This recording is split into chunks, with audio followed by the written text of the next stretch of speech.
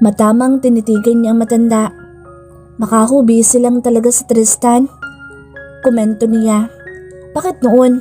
Kahit anong busy niya talagang may panahon siya sa akin. Oo, naintindihan ko dahil may asawa na siya pero hindi pa rin yun sapat na dahilan para mawalan siya ng panahon sa akin. Ikaw nga may panahon ka pa rin sa mga parents mo. Pakiramdam ko talaga may itinatago sa akin yung apo ko. Hindi na siya kumibo. Tinulungan na lamang niya itong takpan ng buhangin ang mga paa nito. Pagkatapos nilang maligo at nakapagbihis ay dumiretso na sila sa restaurant ng naturang resort. Tinawagan na lang niya si Tristan na sumunod sa kanila. Nakapag-order na sila ng pagkain nang dumating si Tristan. Suot lamang ay puting t-shirt at bugaw na pantalong maong. Nakaligo na rin ito. Inukupan nito ang silyang katabi niya sa gawing kaliwa. Habang kaharap naman nila si Lola Marcela. Sana maaga kang nagising apo para nakasama ka naming nag-swimming sa dagat. Sabi ni Lola Marcela kay Tristan. Napuyat po kasi ako Lola. Hindi po kasi ako pinatulog ng kwento ni Sabrina. Ani Tristan. Anong kwento? Nakangiting tiningnan ni Sabrina ang kanyang asawa. Hindi pa rin siya makagat over sa natuklasan niya kay Tristan. Nagkwento kasi siya tungkol sa ghost wife. Ang sabi pa niya, kapag namatay siya, mumultuhin din niya ako katulad ng pinanood naming horror movie na ang multo ay ang bride. Ani Tristan. Ay, ano ba yan? Huwag mo sabihin natakot ka. Hindi ka naman matatakutin ah. Ani Lola Marcela. Hindi ako matatakutin, pero kapag nakakapanood ako ng nakakatakot o nakakarinig ng kwento, ay hindi ako makatulog sa gabi. Ni-imagine ko ang napapanood o naririnig ko. Aliw na aliw si Sabrina kay Tristan. Noong gabing nanood sila ng horror movie, habang nakahiga sila sa kama, sobrang tahimik nito at pabigla-biglang nagigitla. Nasurpresa siya na matuklasang hindi ito sanay manood ng ganoong palabas. Hindi man lang ito nagreklamo. Sa kagustuhan nitong madamayan siya, ay tiniis nito ang nararamdamang kaba habang nanonood. Ayaw aminin ni Tristan na matatakutin siya, Lola. Obvious naman na natakot siya dahil ang higpit ng yakap niya sa akin paggising ko. Tudyo ni Sabrina sa kanyang asawa. Matagal na kitang niyayakap ng mahigpit, pero ngayon mo lang nabigyan ng kahulugan. Siyempre, kailangan kitang pagsamahan at damayan sa lahat ng gusto mong gawin. Ganun kakahalaga sa akin, honey. Buwelta ni Tristan. Sus, ang dami mong rason. Tawa naman ang tawa si Lola Marcela. Kayong dalawa talaga, para kayong mga bata. Kumain na nga lang tayo. Anito. Natutuwa si Sabrina dahil kahit papaano'y naging magaan ang pagsasama nila ni Tristan. Halos ito lang gumagawa ng trabaho niya sa kumpanya nila, pareho. Doon na rin ito nag-uopisina sa kanyang opisina. Pinag-isa nila ang management at magkatuwang nilang hinaharap ang mga problema. Sa loob ng halos 3 buwan na pagsasama nila ni Tristan, bilang mag-asawa ay ang dami niyang natutunan. Lumawak ang karanasan niya at naging mas mature siya. Lahat ng bagay na hindi niya magawang pag-aralan noon ay natutunan niya. Katulad ng pagluluto at pag-aasikaso sa ibang bagay na hindi konektado sa business. Nabawasan ang pagiging workaholic niya.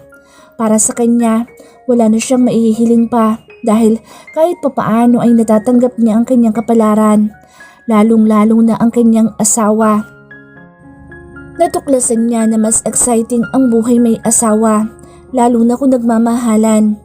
Aminado siya na masyadong mabilis para kaagad siyang makontento kay Tristan, pero hindi iyon ang kanyang pamantayan. Ang mahalaga para sa kanya ay nagkakasundo na sila ni Tristan at nararamdaman niya ang pagpapahalaga nito sa kanya bilang asawa nito.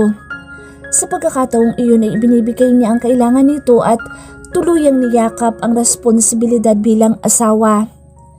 Last night ng pagstay nila ni Sabrina sa Vigan ay tumambay sila ni Tristan sa dalampasigan.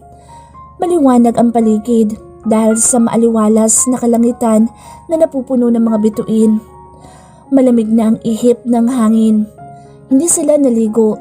Doon lamang nila pinagsaluhan ng red wine na binili ni Tristan. Magkatabi silang nakaluklok sa buhangin habang tig-isang kupita na puno ng wine. Nakatanaw sila pareho sa malawak na karagatan habang pilit inaabot ng munting alon ng kanilang mga paa. Naisip ko, hindi na pwedeng malayo sa atin si Lola Marcela.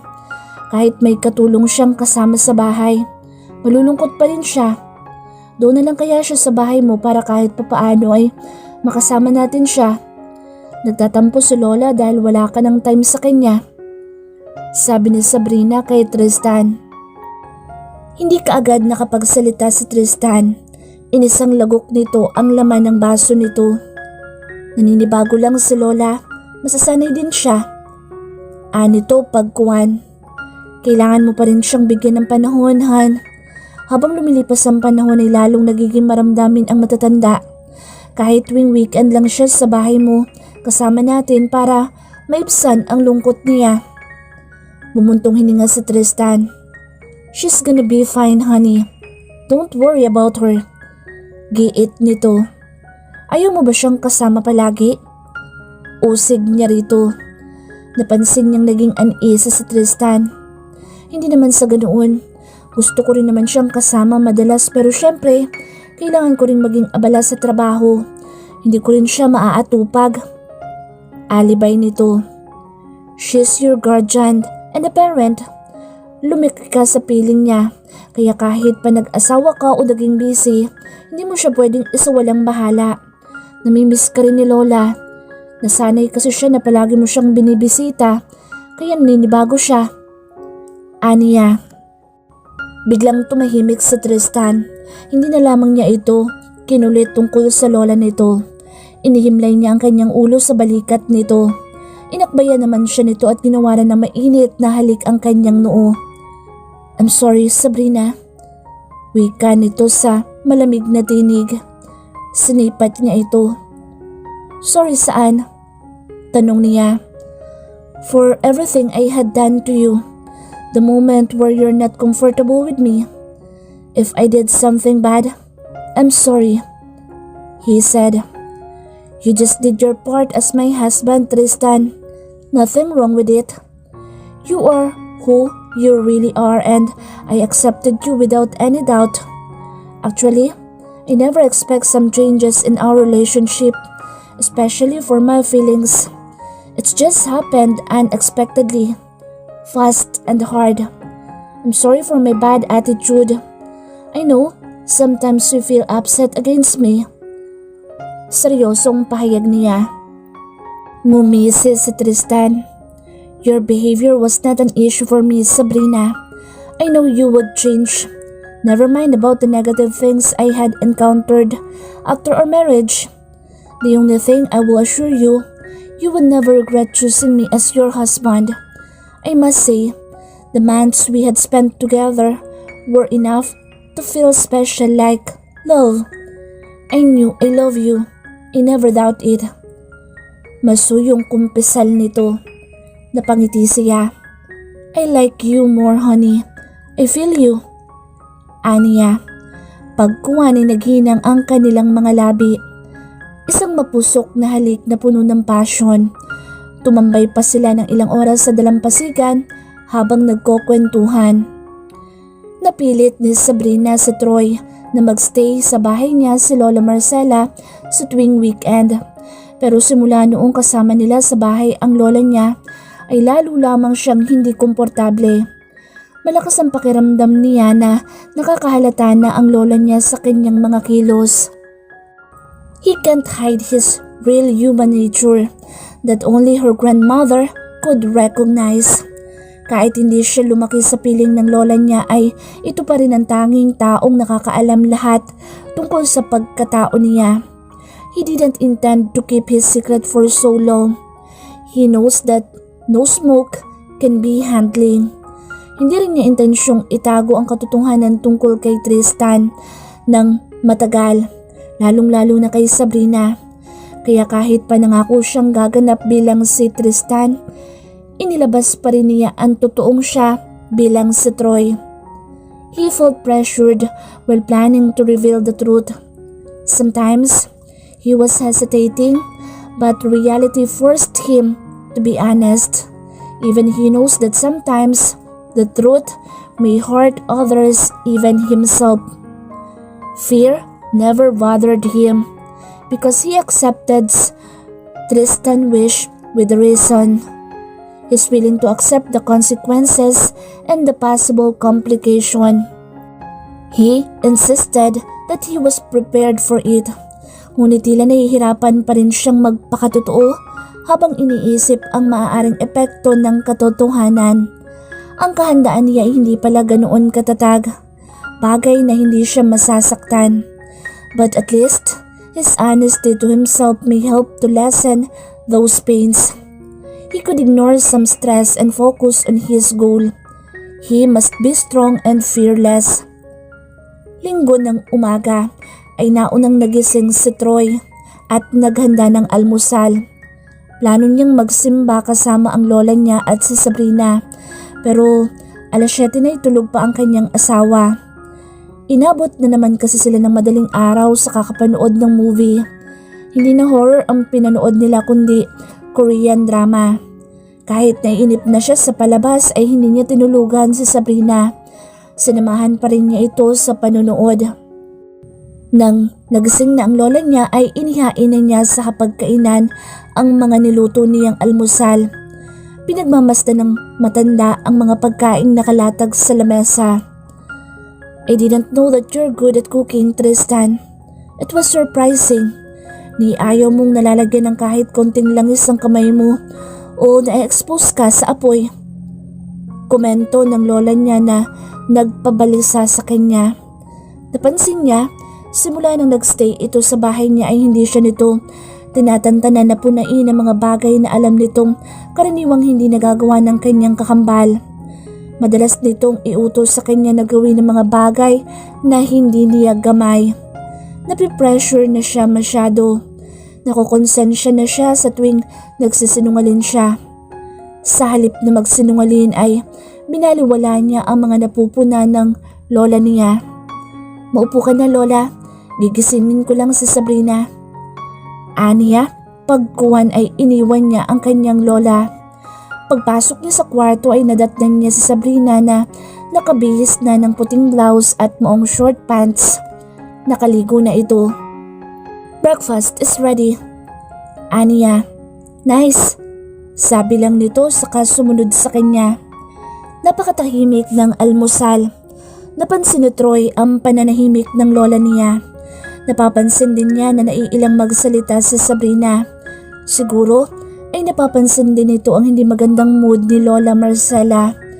Binanggit niya ang plano niyang magsimba pero sinabi ng lola niya na sa hapon na sila magsisimba para hindi mainit. Hindi na siya kumontra. Pagkatapos ng almusal ay pinagtulungan nila ni Sabrina ang labahin nila kasama na ang mga damit ni Lola Marcela. Inabot din ng 3 oras ang paglalaba nila. Pagkatapos ay si Sabrina ang nagboluntaryo na magluto ng tanghalian. Nagpakaabala naman siya sa paglilinis ng mga sasakyan sa garahe. Maya-maya ay nilapitan siya ng lola niya. Nakakainip dito sa bahay mo, apo. Wala rin mapanood na maganda sa telebisyon. Maglaro na lang tayo ng dama. Sabi ng lola niya. Napangiti siya. Mas nakakainip yun, lola. Aniya. Aba, ngayon mo lang ata sinabi sa akin na nakakainip ang dama. Paborito mo yung laruin. Anito. Natigilan siya. Opposite nga pala sila ni Tristan pagdating sa mga laro. Iniwan na lamang niya ang kanyang ginagawa saka pinagbigyan ang lola niya. Nang naglalaro na sila ay saka naman ito nagreklamo na napapagod na ito. Lumapit ito sa piano. Doon na siya kinabahan. Sa lahat ng kinahiligang gawin ni Tristan ay ang pagtugtog ng musical instrument ang hindi niya pinagka-interesang pag-aralan. Nakabuntot siya sa lola niya nang buksan nito ang piano. Namimiss ko ng pagtugtog mo ng piano, apo. Gusto ko ulit makita kang tumutugtog para sa akin. Sige na, umupo ka rito at tumugtog. Makikinig ako. Sabi nito na tuluyang nagpakaba sa kanya. Ano nang gagawin niya? Kahit simpleng piyasa ay wala siyang alam. Humakbang siya palapit sa piano pero hindi siya umupo sa silyang katapat nito. Bumuntong hininga siya. Noon niya napatunayan na hindi siya ganoon kahandang magtapat sa lola niya. Pains replaced his nervous. Pain of losing someone important to him. Manood na lang tayo ng movie, Lola. Mas mag-e-enjoy kayo. Aniya sa garalgal na tinig. No, I want you to play piano for me. Pilit nito habang nakatayo sa tabi niya sa gawing kaliwa. I can't. Hindi nakatiis na sabi niya. You can't because you don't know how to play the piano, right? Of course, because you're not Tristan. Stop acting as your twin brother, Troy. I know you. Walang patumpik-tumpik na sabi ng lola niya. Bago niya hinarap ang lola niya, inamataan niya si Sabrina na nakatayo may isang dipaang layo sa kanya. Tulala itong nakatitig sa kanya habang hawak ang tong na ginagamit nito sa pagluluto. Obvious na narinig nito ang mga sinabi ng lola niya. Nang tumakbo pabalik ng kusina si Sabrina, ay saka lamang niya hinarap ang lola niya. She deserves to know the truth. Naunahan na siya ng kanyang emosyon dahilan kaya nangilid ang maninipis niyang luha sa makinis niyang pisngi. I'm sorry, Lola. I need to do this for Tristan's last will. Tugon niya, pagkuhan. What did you say? Last will? Manghang untag ng lola niya. Hindi siya nakapagsalita ng tuluyang maghari ang sakit at pait sa kanyang puso. Hinaklit ng lola niya ang kanyang braso, saka siya niyugyug. Sabihin mo sa akin, anong nangyari? Anong nangyari kay Tristan? Magsalita ka, Troy. Humihikbing pilit nito sa kanya. He died while he was in California. He was diagnosed with acute brain tumor at nahulog iyon sa stage 4 cancer. Itinago niya ang kondisyon niya sa atin dahil ayaw niya na mag-alala tayo. Kaya siya bumalik sa California para magtapat sa akin at nakiusap siya na huwag mo nang sabihin sa inyo nangyari sa kanya. Nakiusap siya na akong pumalit sa kanya bilang siya. Ayaw niyang masira ang nasimulan niyang mga plano at sa napagkasundo ang kasal kaya hinimok niya ako. Para akong dinagukan nung matuklosan ko ang kondisyon ni Tristan. Huli na ang lahat para matulungan ko siya kaya ang tanging hiling na lang niya ang pinagbigyan ko. Para sa kanya, sa inyo at sa kumpanya. Tinalikuran ko ang pangarap ko na pinaghirapan ko. Na-realize ko na mas mahalaga kayo na Tristan kaysa sa mga pangarap ko. I felt guilt of losing my brother and also felt regret knowing that it's too late. He's gone. Emosyonal na kwento niya. Napahagulhol si Lola Marcela. Napayakap ito sa kanya ng mahigpit. Nasaksihan ni Sabrina ang eksena ng maglola at narinig niyang katotohanan mula mismo kay Tristan. Pero nanaig ang galit sa puso niya sa katotohanang mali ang kinilala niyang asawa. Noon lamang niya napagtanto ang lahat ng bagay na nagpalito sa kanya ukol sa pagkatao ng pinakasalan niyang lalaki. May mga dahilan pala ang lahat. Hindi niya napigil ang pagdaloy ng kanyang luha. Hindi niya malaman ang kanyang gagawin sa mga sandaling iyon. Tinapos lang niya ang kanyang niluluto saka siya nagtungo sa kwarto. Nakapagdesisyon siya na umalis na muna at lumayo para makapag-isip siya ng maayos. Hindi niya kasi alam kung paano tatanggapin ang katotohanan na hindi pala si Tristan ang pinakasalan niya, kundi ang kakambal nitong si Troy. Di wala siyang ideya tungkol sa pagkatao nito. Nalilito na siya. Palabas na siya ng kwarto, dala ang kanyang bagahe nang salubungin siya ni Troy. Hilam na sa luha ang mga mata nito. You won't leave, Sabrina. Matigas na sabi nito habang umiiyak. And why? Whatever your reason is, you still lied to me. Wala kong kamalay-malay na ibang tao palang kasama ko. Kung tutuusin, pwede mo namang sabihin sa akin ang totoo tungkol sa pagkatao mo pero hindi ka nag-abala. Aniya sa namumurong tinig. Hindi ko intensyong magpanggap habang buhay, Sabrina. Actually, ilang beses ako nagdesisyon na magtapat sa iyo pero nangihinayang ako sa pagkakataon na makasama ka. Alam ko lalayuan mo ako kapag nalaman mo ang totoo. Natakot ako dahil habang magkasama tayo, natuklasan ko na hindi ka ibang tao. Special ka sa akin until I felt love. Desiring you was not just about lust or whatever I had felt before. Pinaninindigan ko ang nararamdaman ko sa iyo pero handa akong tanggapin na naman ang desisyon mo. Paliwanag nito. Naghahalo ang pait, sakit at panghihinayang sa puso ni Sabrina. Alam niyang may paninindigan si Troy. Iginigiit niya na ang lahat ng ipinakita nito sa kanya ay hindi pagpapanggap bilang si Tristan, kundi isang tunay na katangian nito bilang si Troy. Napahagulhol siya dahil sa labis na emosyon. I don't know how to trust you at this moment, Troy. Ang buong paniniwala ko sa Tristan ang pinakasalan ko at siya ang natutunan kong mahalin. Hindi ako nag-alinlangan dahil tinanggap ko siya kahit hindi pa nangyayari ang kasal. But it was not him.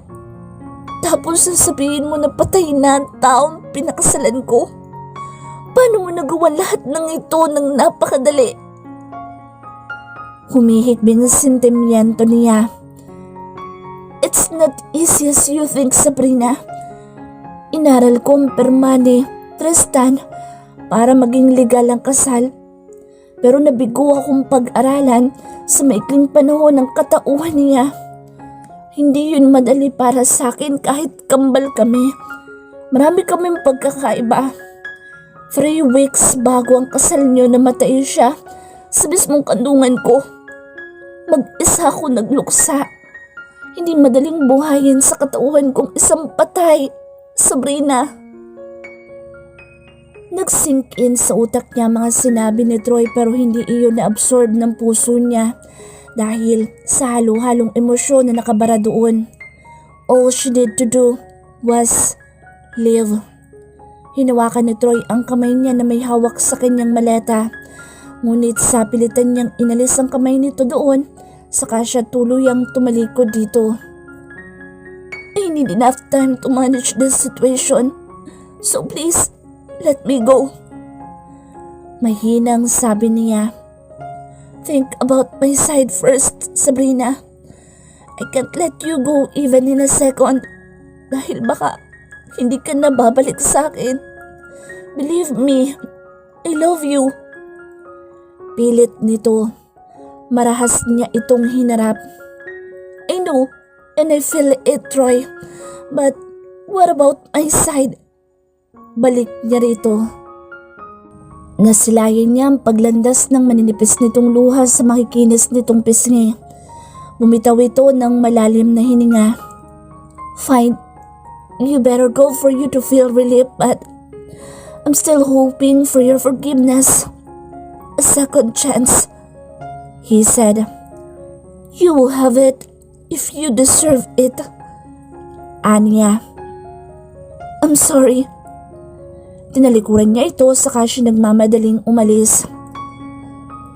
Magmula noong umalis si Sabrina sa bahay ni Troy ay hindi na niya ito nakita. Nalaman na lang niya sa sekretary nito na umalis ito papuntang California kasama si Lola Marcela. Dinalaw marahil ng mga ito ang puntod ni Tristan. Para sa kanya, tama lang na lumayo muna siya. Kahit papaano'y nakatulong iyon upang makapag-isip-isip siya. Sa loob ng halos 2 linggong pag-iwas niya kay Troy ay mas nakapag-isip siya ng matino at mas lumawak ang pang-unawa niya. Nalaman na rin ng mga magulang niya ang totoo at nagalit ang mga ito. Pero nakiusap siya na huwag nang bawiin ang business agreement nila sa mga Gutierrez. Iginalang niya ang desisyon ng mga magulang niya na huwag na niyang tanggapin si Troy at tanggapin na lamang na patay na ang lalaking pinakasalan niya. Hindi naman niya masisisi ang mga ito kung masamain ang mga ito ang pagpapanggap ni Troy. Pare-pareho silang nag-expect ng maayos na agreement.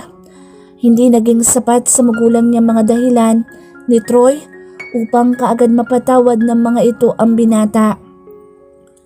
Sa huli ay lalo lamang nahirapan si Sabrina na magdesisyon kung dapat pa ba niyang tanggapin sa buhay niya ang impostor na si Troy. Pero habang iniisip niya ang mga nagawa ng binata sa buhay niya habang kasama niya ito, ay inuusig siya ng kanyang tunay na damdamin para rito. Kung tutuusin ay nabiyuda na siya bago pa siya ikinasal. Nang hindi pa rin bumabalik si Troy, ay inako na lamang niya ang iniwan nitong trabaho sa collaboration projects nila. Kahit bumalik si Troy, wala siyang balak na bawiin ang shares niya sa kumpanya nito at mananatili ang partnership nila. Ipinangako niya na hindi maapektuhan ng partnership nila dahil apektado rin ang operasyon ng kumpanya at ang mga empleyado na maganda na ang relasyon. Sumasabay na lamang siya sa agos ng kapalaran nila. Subalit habang tumatagal na hindi niya nakikita ang lalaki ay binabalot ng hindi maipaliwanag na lungkot ang pagkatao niya.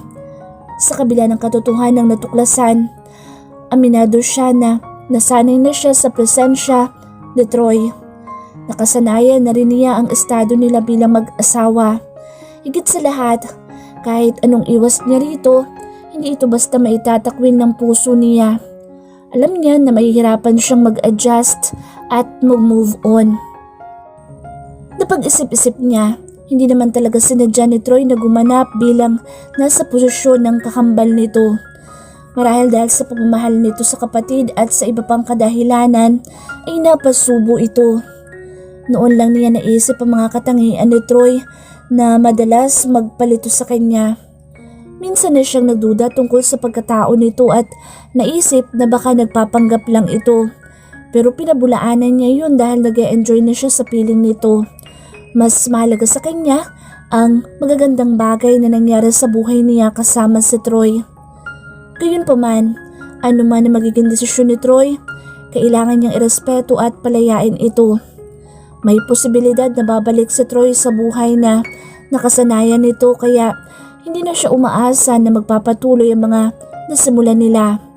Nag-focus na lamang siya sa trabaho at inatupag ang problema ng kumpanya. Lunes ng hapon ay nagpatawag ng meeting si Sabrina para talakayin ang mga plano niya sa nalalapit na Pasko. Marami na rin kasi siyang naririnig na hinaing ng mga empleyado. Dumalo din ang mga staff ni Troy at ang sekretarya nitong si Helen. Dapat ay naroon si Troy para marinig naman niya ang opinyon nito at mga suwestyon. Nang tumayo na siya sa harapan ng mga staff ay hiningi niya ang mga checklist na ginawa ng mga officer in charge sa bawat departamento. Ang mga ito kasi ang unang nakakaalam tungkol sa mga hinaing ng mga empleyado. Naroon sila sa conference room ng main office nila. Magsasalita na sana siya nang biglang bumukas ang pinto at pumasok ang hindi inaasahang lalaki. Natigilan siya. Nagkasya na lamang siya na nakatitig kay Troy na siyang pumasok. Nakasuot ito ng bughaw na polo shirt at denim na hapit sa mahaba nitong bias. After 3 weeks, simula noong lumipad ito patungong California, ay nagpakita na rin ito sa wakas. Pakiramdam ni Sabrina ay pansamantalang tumigil ang pag-ikot ng mundo nang magtagpo ang mga paningin nila ng impostor ng kanyang asawa. She allows her emotions to control her system. The excitement that she had felt at the moment proves that she does not swallow with pride and anger. Instead, she wanted to give Troy a second chance. Naisip niya na wala namang malalang kaso ang binata sa buhay niya maliban sa pagpapanggap na napilitan lang naman itong gawin dahil sa hiling ng kapatid nito. Naiintindihan na niya ito.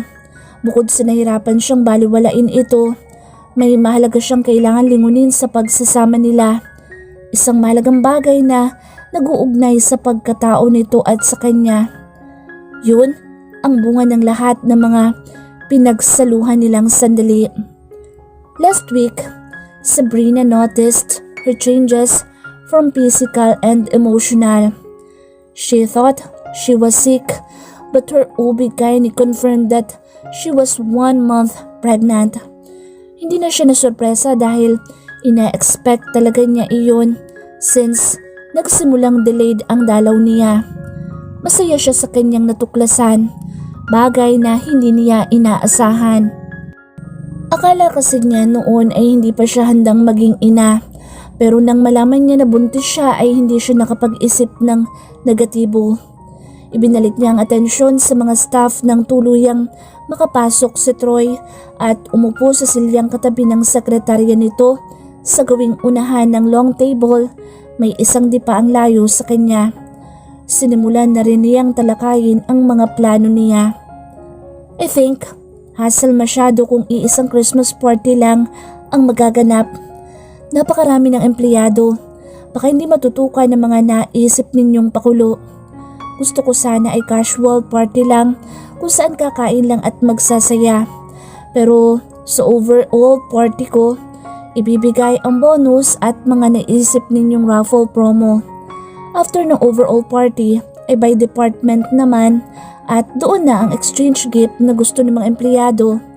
Since hindi naman lahat ng mga empleyado sa iba't ibang departamento ay magkakakilala, magbibigay din ako ng budget para sa by department Christmas party.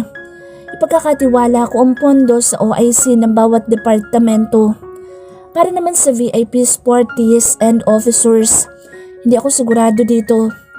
I think we should spend the rest of the days with our family. Ang mga mababang empleyado ang gusto kong mabigyan ng atensyon. Of course, officers must be contented with their gift that I planning to give them. Nakasama naman kayo sa dalawang party at kasama kayo sa budget. I'm not sure kung ang 2 Hour Food Corporation ay makikiisa sa atin sa party. I'd like to hear their side. Miss Helen? Mahabang pahayag niya at sa huli tinumbok ang sekretary ni Troy. Ma'am, I think Sir Tristan can cooperate with you, sabi ni Helen. Obvious na wala pa ring alam si Helen sa tunay na katauhan ng boss nito. Malamang hindi pa kumalat sa kumpanya ni Troy ang katotohanan sa pagkatao nito. Ibinaling niya ang tingin kay Troy na kaagad ding tumayo. Of course, I will cooperate if okay sa'yo, Miss President. Magalang na wika ni Troy. Sabrina felt her eyebrows shook upward. She smiled at him and gave him a sarcastic chuckle. It's not a problem, Mr. Gutierrez. Kaya nga hinihingi ko ang opinion mo. Aniya sa sarkastikong tinig. Did you ask me for my opinion? You're talking to my secretary, not me. Am I invisible in your eyes, honey? Pilyong sabi ni Troy. Bahagyang uminit ang bunbuna ni Sabrina. Lalo pat natutukso na sila ng mga staff nila.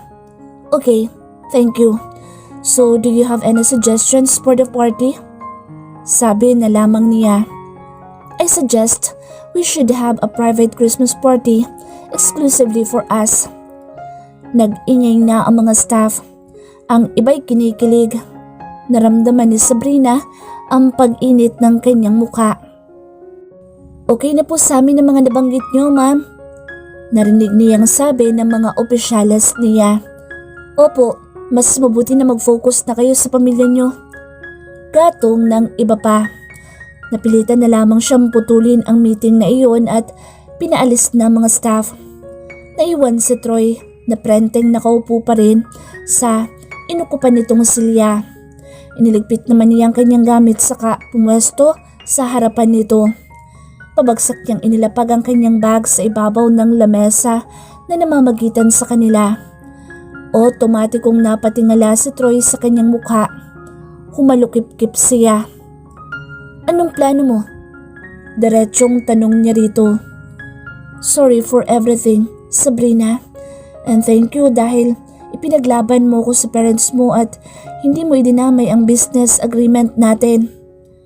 Seryosong wika nito. He was her choice and the best investment in her life. Kaya nang sabihin ng parents niya na putulin na niya ugnayan kay Troy, ay nagprotesta siya at ipinaglaban kung ano talaga ang nararamdaman niya para rito. Hindi naging madali sa kanya ang pagharap sa mga magulang niya na napupuno ng galit ang mga ito. Mabuti na lang maayos niyang naipaliwanag ang sitwasyon ni Troy kaya kaagad siyang naintindihan ng mga ito. Kailangan mo rin itong pagtrabahuhan, Troy. Kailangan mong patunayan sa parents ko na hindi ka likas na manloloko. I just did my part and I did it because I love you. Aniya pagkuwan. Napabalikwas ng tayo si Troy at dagli siyang nilapitan. Ibig sabihin, okay na tayo? Masiglang untag nito. I understand your situation, Troy. Nung magkasama tayo, napatunayan mo sa akin kung gaano ka kasigurado sa nararamdaman mo. Ang totoo, noon ko pa ramdam na parang hindi si Tristan ang kasama ko. You just use his name but not him as a person. I love you who you are, as Troy. Hindi ka man nagpakatotoo sa iyong pangalan, nagpakatotoo ka naman sa tunay mong katauhan. I'm sorry sa minsang kumitid ang utak ko. Aniya, habang nakangiting kaharap si Troy. Oh God, thank you honey. Sabi ko na nga ba't hindi mo ako matitiis? Pagmamayabang nito. Of course, I need you. Kailangan ka namin ng anak mo. Napatda si Troy. Para itong nakakita ng multo habang titig na titig sa kanya. Nang hindi pa rin ito kumikibo ay dinutdut niya ang dibdib nito. Hoy, napano ka na riyan? Aniya, kumislot ito. Are you sure? Paano nangyari yun? Di ba nagtatake ka ng birth control pills? Hindi makapaniwalang sabi nito. Matagal ko nang itinigil ang pag-inom ng pills. Nung na-realize ko na tama ka, kailangan natin ng anak. Tugon niya. Hindi na nakaimik si Troy dahil sa labis na galak.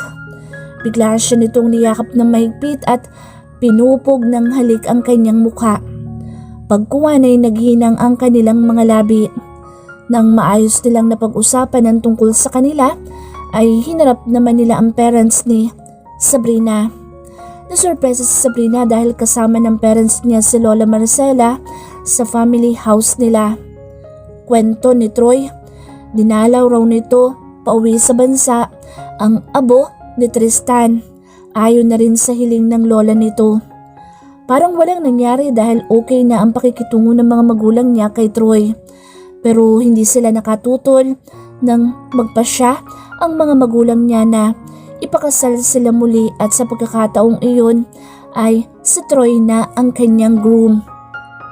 Mahaba-habang kalbaryo pa ang kaharapin nila para matanggap ang kasal na gusto ng parents niya. Dinala lahat ni Troy ang papeles ni Tristan maging ang death certificate nito. Matagal pa bago naaprubahan ng mga papeles nila sa pagpapakasal. Hinintay pa nila na maging widower ang status niya. Nakapaghintay naman sila ni Troy. Bago ang church wedding ay nagpakasal muna sila sa West. Ayaw kasi niyang magsuot ng trahe de boda na malaki na ang tiyan niya. Plano nilang magpakasal sa simbahan kapag nanganak na siya. Wala naman iyong problema kay Troy at sa parents niya. Ang mahalaga, kasal sila. Nagpasya na rin si Sabrina na sa bahay ni Troy, manirahan at bakasyunan na lamang nila ang bahay niya sa farmland. Saktong nag-isang taon ang alak nila ni Troy at Sabrina, saka sila nagpakasal sa simbahan. Nasurpresa sa Sabrina nang sabihin ni Troy ang venue ng honeymoon nila sa ikalawang pagkakataon. Sa California nito napiling gawin ang honeymoon. Ayaw nito ng istorbo kaya iniwan nila si baby sa parents niya. 1 week talaga ang inilaan ni Troy para sa honeymoon. Excited na rin siya sa susunod na kabanata ng buhay nila. Pumunta rin sila sa bahay ni Troy sa California pero hindi nito gusto na doon sila magstay. May naipreserve na kasi itong hotel room sa pinakasikat na hotel sa lugar na kilala nito ang manager. Namangha siya nang matuklasan na sikat pala si Troy sa California. Mas kilala ito sa larangan ng car racing. Hinihikayat ito ng dati nitong manager na bumalik sa sport pero tumanggi na ito. Family comes first. Sagot lang nito sa manager. Tuluyan na rin itong tinalikuran ng pagmamodelo. Sinabi nito na simula noong tinanggap nito ang huling kahilingan ng yumao nitong kakambal ay nakapagdesisyon na itong talikuran na ang pangarap. Tutal, napakinabangan na nito iyon.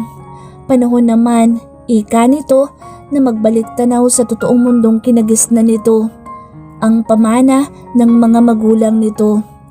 Nasasabik si Sabrina nang makitang eleganteng kwarto na inukupan ni Troy para sa kanila.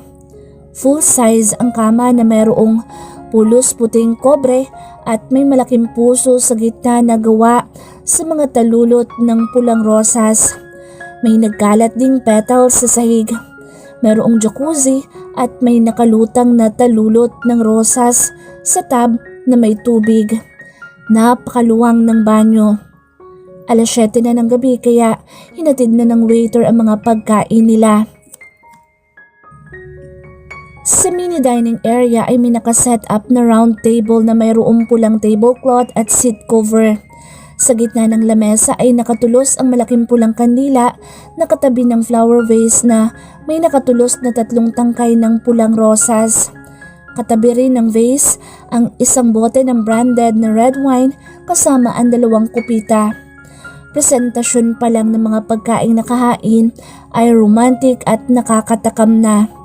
Nang umalis ng waiter na naghatid ng pagkain ay sinindihan na ni Troy ang kandila, saka nito ini-off ang ilaw. Ang liwanag mula sa kandila ang nagsasilbing ilaw nila. Ginutom siya dahil sa maghapong pamamasyal nila bago sila tumuloy sa hotel. Tahimik ding kumakain si Troy. Halatang ginutom din. Pagkatapos ng hapunan ay naligo na sila. Lumublob silang 2 sa tub habang magkaharap at walang anumang saplot sa katawan. Biglang may naalala si Sabrina tungkol sa eksena nila ni Troy na naliligo sa bathtub. Noon lang niya na-enjoy ang sarap ng pakiramdam na kasama ang lalaking mahal niya na nakababad sa tub. Minsan, ang tingin ni Sabrina sa arranged marriage ay isa lamang kapirasong papel na anumang sandali pwedeng mapunit o masira. Napakasensitibo itong bagay na hindi magtatagal kung ito'y hindi nahawakan ng maayos. Pero ang kanyang karanasan ang nagpatunay na may forever din sa arranged marriage. Para sa kanya, ang karanasan niya ay hindi literal na nararanasan ng mga babaeng pumasok sa arranged marriage. Dahil siya ay nahanap ang tunay na pag-ibig sa kasunduang iyon. May mali man, nailagay naman niya ang kanyang sarili sa tamang lalaki.